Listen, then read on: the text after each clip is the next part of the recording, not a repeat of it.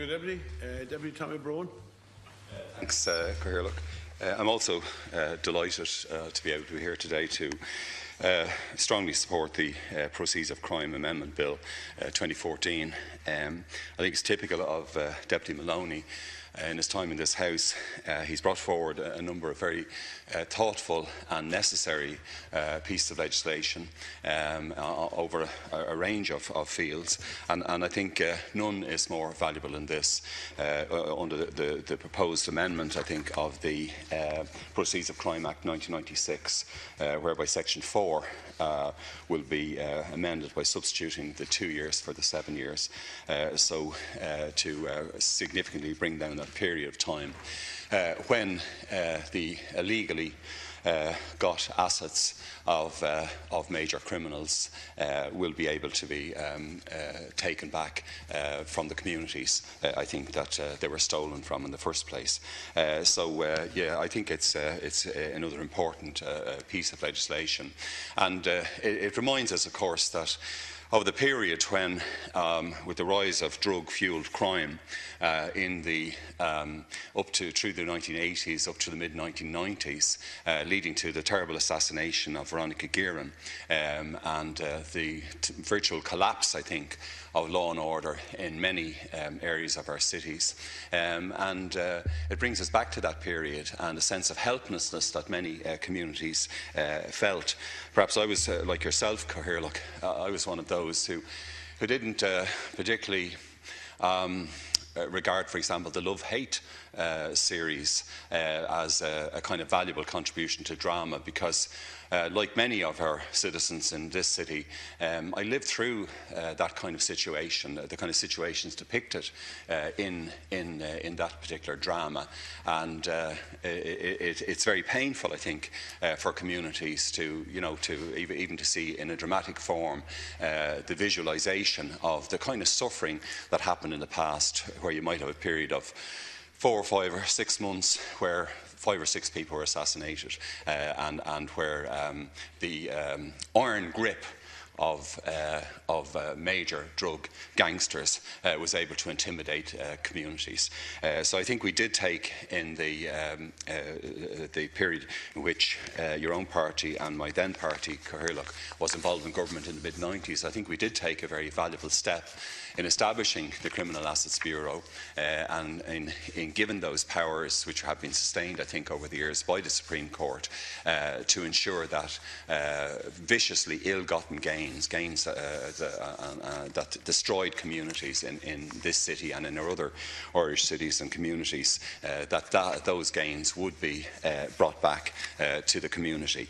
And I note that over the years, I think, since it was established in late 1996, the Criminal Assets Bureau has successfully frozen, I think, something like €70 million worth of assets. That was up to the end of 2011. The 70 staff from on Garda Síochána, the Revenue, and indeed also from the SP department, backed up by Chief State Solicitor's Office, they've done a very good job over the years. And I note that the monies returned to the Exchequer, even in the period of the last government, under the 1996-2005 Act, have been very valuable. In 2008, for example, over €6 million alone, and in €1.5 million in 2009, 3.1 in 2010, 2.7 million in 2011. I think, of course, it's important in economics. Sometimes you have debates about the hypothecation of taxes. In the recent general election in the UK, for example, there was a widespread discussion of the value of specifically hypothecating taxes for particular purposes. But I think most of us would agree that the proceeds of ill-gotten gains from major crime should be returned to communities. And that context, of course, one of the most appalling records of your own government, Cathaoirleach, and of the Minister's government, has been the fact of the way the drug task forces have had their expenditure slashed by, is it 70%, Minister? Sorry? 9.8. 9.8%. And what's the actual figure in terms of euros? 9.7. Since 2010, since 2009, an effective 9.8% reduction. Well, I know some drug task forces, though, have had cuts up to 70%, Minister.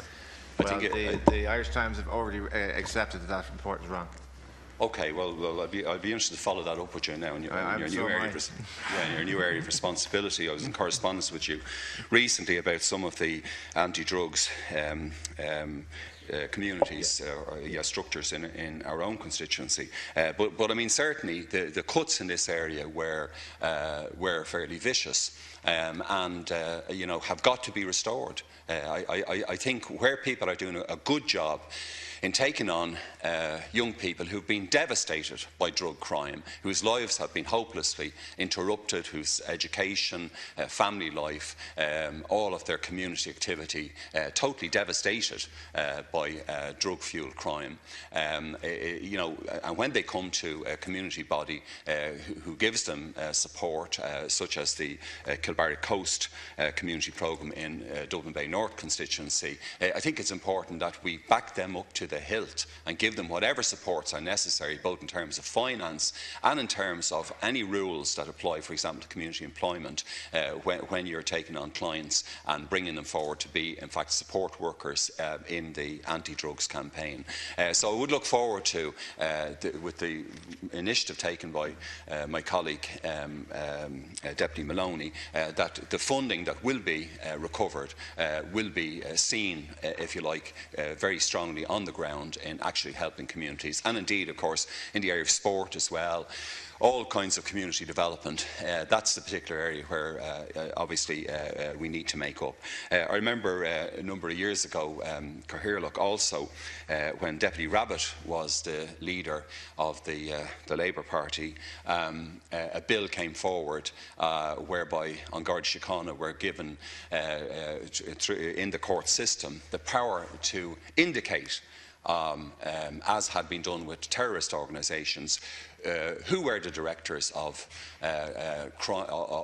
major drug organisations. And unfortunately, at that stage, Deputy Rabbitte decided that that was something he could not support, that these gangsters could be pointed out and identified. And of course, I think I lost my job as whip at the Labour Party at that particular time, Cathaoirleach, because I believed it was critical that this House and An Garda Síochána, that we did take the strongest possible measures against these gangsters at every turn.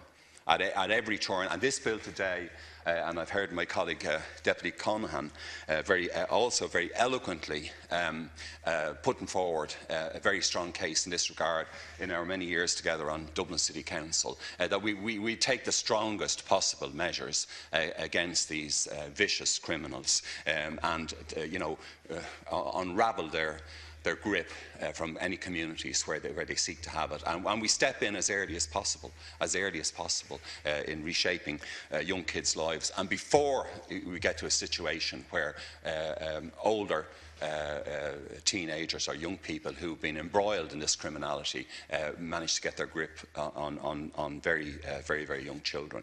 So it is another, I think, important step forward today in this legislation, and I'm obviously assuming the Minister is giving it his full support, and that we'll actually see it in action in the future as another major deterrent to this type of crime. So in conclusion, Cathaoirleach, again I want to warmly commend Deputy Maloney, and hope the Minister now will get this implemented. Thanks.